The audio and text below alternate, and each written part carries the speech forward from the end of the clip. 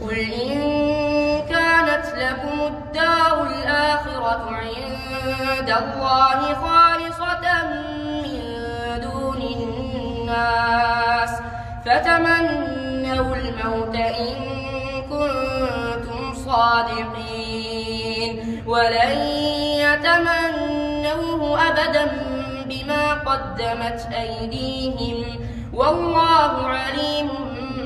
بالظالمين ولتجدنهم أحرص الناس على حياة ومن الذين أشركوا يود أحدهم لو يعمر 1000 سنة وما هو بمزحزحه من العذاب أن يعمر والله بصير بما يعملون قل من كان عدوا لجبريل فإنه نزله على قلبك بإذن الله مصدقا لما بين يديه وهدى وبشرى للمؤمنين من كان عدوا لله وملائكته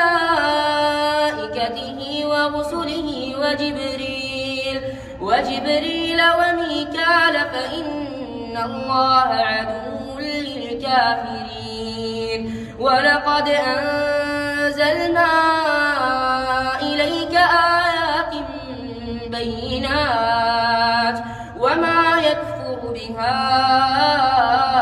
إلا الفاسقون أوكلما عاهدوا عهدا نبذه فريق منهم بل أكثرهم لا يؤمنون ولما جاءهم رسول من عند الله مصدق لما معهم نبذ فريق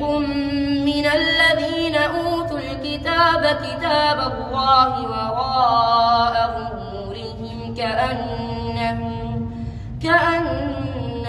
لا يعلمون